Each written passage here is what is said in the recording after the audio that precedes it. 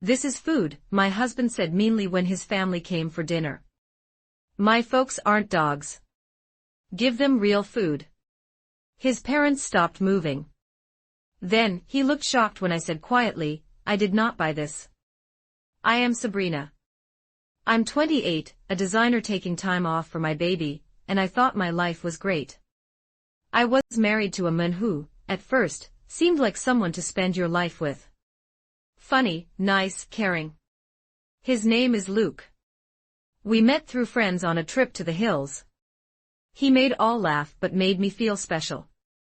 After dating a year, he asked me to marry him on the beach. I said yes fast. My folks liked him. His folks, Evan and Vivian, were kind, giving, and nice. Vivian called me her girl, and Evan brought wine and jokes. When we wed, our folks helped with the first payment on our small new house in town. I felt so lucky then. Life was great, truly great. Then I got pregnant and things changed. Luke was so happy. He said he'd be a great dad, and work hard to give our baby all it needed. And he did. He worked late at his job in tech, saying he was getting extra pay, but the bigger I got, the more apart he seemed. I tried to make sense of it. He's just worried, I thought. This is his way of caring. But caring isn't not asking how your wife feels when she's been sick all day and trying to clean. It isn't turning every job we shared into one I do alone. When I worked, we shared chores. When I got pregnant, Luke said he'd do it all at first. He made food, washed clothes, and even helped my feet when they hurt. But as he worked more, he did less. Soon, I did it all again. It felt like I was unseen because I was having a baby. At 6 months, I stopped working. I was happy for the time off, but it was harder than I thought to be home all day, sick and feeling bad, and still trying to clean. Luke thought I was having fun. One day he came home early. I was on the couch, tired. I had not made dinner. He looked mad as he walked in. You're just doing nothing. I sat up, touching my head. I felt sick all day. I needed a rest. Luke dropped his bag and looked at the kitchen. You were home all day, Sabrina. Nothing is ready. I work 10 hours and I come home to this. I was shocked. I'm making a baby, Luke. I'm trying hard. Oh great, he said, getting a drink. You say you're having a baby when you don't feel like doing stuff. Does that hurt? Are you serious? He looked back. No, I'm not. You don't care. You're not working. You hardly help out anymore. My throat felt tight. So what do you want? Do you want a wife or just a maid? Luke shook his head like I was overreacting. I want you to stop using the baby as a way to get out of things. I didn't shout. I didn't weep. I just stood, walked by him, and said, I'm going to my folks' place. I need time. I need calm. Luke said. Fine. Do what you want, and I did. I packed a bag that night. My dad got me the next day, and we didn't talk on the drive. He just held my hand when we got there. My mom had fixed the room. She put lotion there. I felt good. 2 weeks went by. Then 3. I told Luke once about the baby, but he didn't write back. It stung, but I knew it would happen. I thought he'd ignore me. Then my mom and dad opened the door one day, and there were Evan and Vivian. I was putting away baby clothes when Mom called, Sabrina, someone's here. I stopped moving. Vivian came in, looking very worried. Evan had a bag of food, and looked just as uneasy. We're so sorry, Vivian said at once. We didn't know anything. Luke didn't say you left. Evan said, we went to your house, and when you weren't there, we asked him until he told us. I'm sad to say we thought all was well. I sat down, not knowing what to say. Vivian spoke softly, Sabrina, I know this is hard. I recall being pregnant, and I want you to know you aren't alone. They stayed a long time, saying sorry, telling tales of Luke as a kid, even some lame jokes. I smiled, but I felt mixed up. Luke wasn't just gone. He was mean. But maybe this visit meant someone in his family still cared. Days later, Luke came to my folks' house. No call, just rang the bell like all was fine. When I opened up, he seemed tired. "I'm sorry," he said. "I shouldn't have said that. I didn't mean for you to feel alone." I frowned. "You didn't make me feel alone, Luke. You left me alone." He looked down. "I know. I felt lost, stressed. But I want to make it right." I wished to trust him. I said I'd be back, but after the baby came. I didn't want stress near the end. He said yes. Or so he claimed. Lily came on a wet morning in early October, after much hard work. My mom held my hand as I pushed at the end since Luke was still driving, stuck in traffic after his late work night. He got there right when our baby cried for the first time. I'll always recall the look on his face, open, moved, with tears in his eyes. I hoped things would get better then. We took Lily home in a soft blanket and hope. The first days were full of diapers, little noises, and friends bringing food. Luke was kind and caring at first, holding Lily so gently, kissing my head as I slept a bit. But his phone kept going off. Even when feeding Lily, even when I cried, he was on Slack, saying he had to know what was going on. By the second week, he was back to work all day. That's when I knew the truth.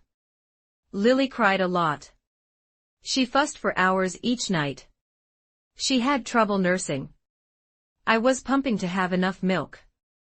I was sore, leaking milk, changing shirts twice a night, and I hadn't slept more than 2 hours straight in days.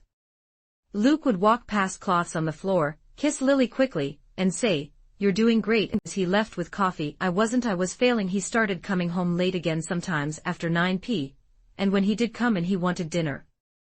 I tried hard. I really did. But some nights I was too tired to get up. One night, after a hard evening, I fell asleep holding Lily. I woke up and she was finally asleep, my shirt wet with milk.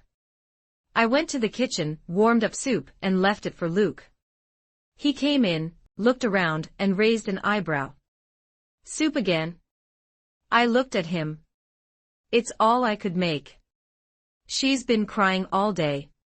He smiled thinly. "You know Mom and Dad come next Saturday, yes? Please plan something nice." "I didn't forget, I told you. But Vivian texted me. She said don't worry about food." Luke laughed. "She's just being kind.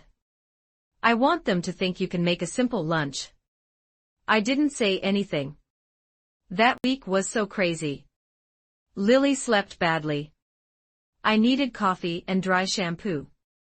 The night before, I tried to cook a pasta thing. But Lily got upset, and I had to stop.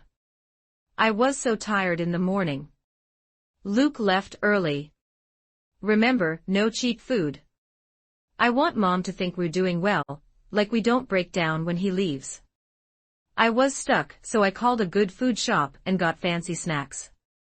Olives, bread, hummus, ham, cheeses, and crackers.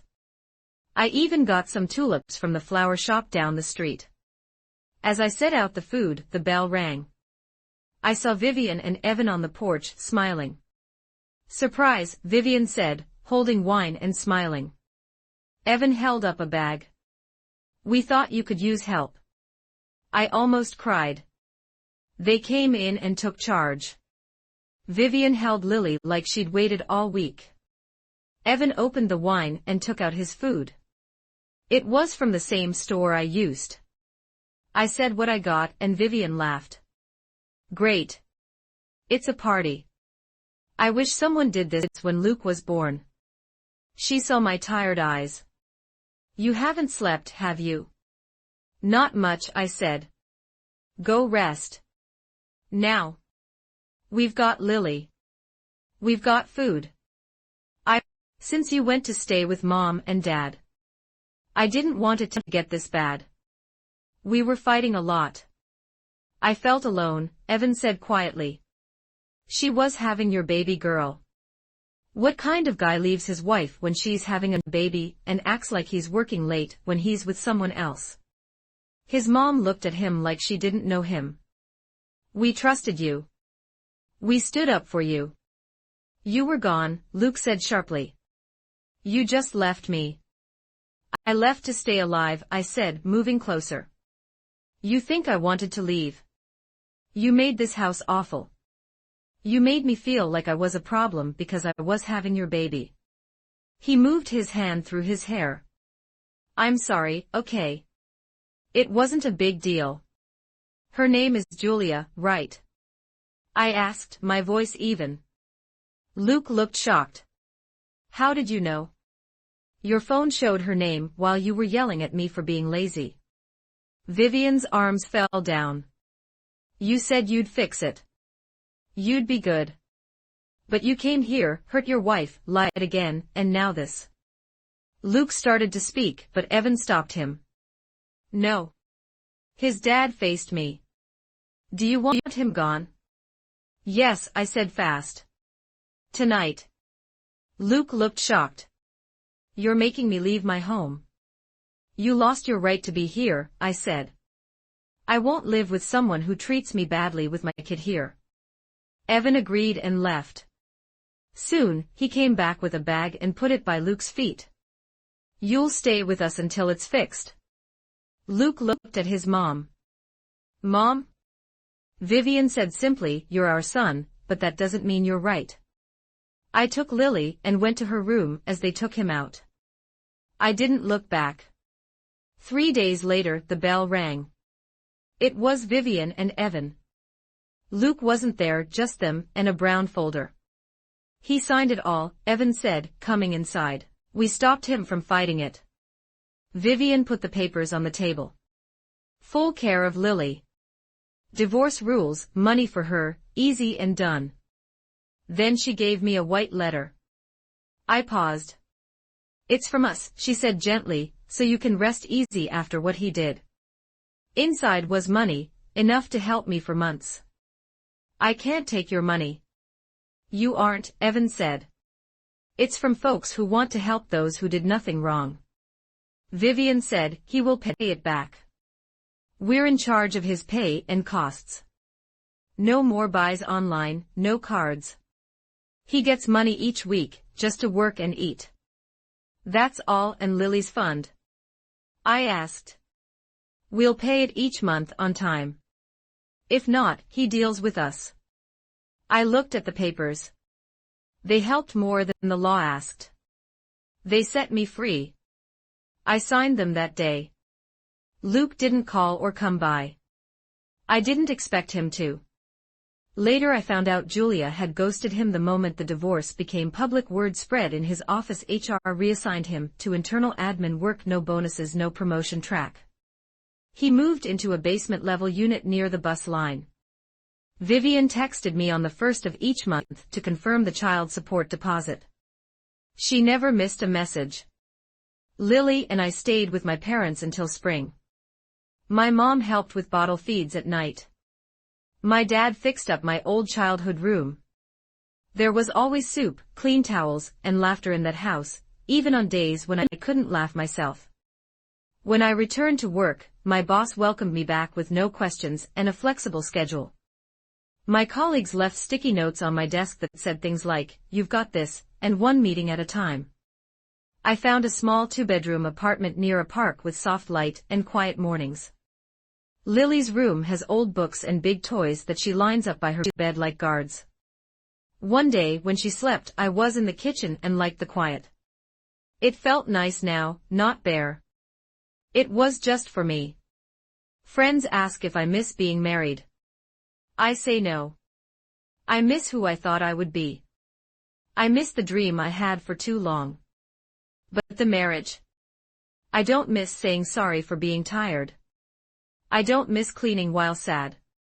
I don't miss feeling bad for not making dinner when so sleepy. I don't miss Luke. People ask if I feel bad about things. Yes. I feel bad for getting small.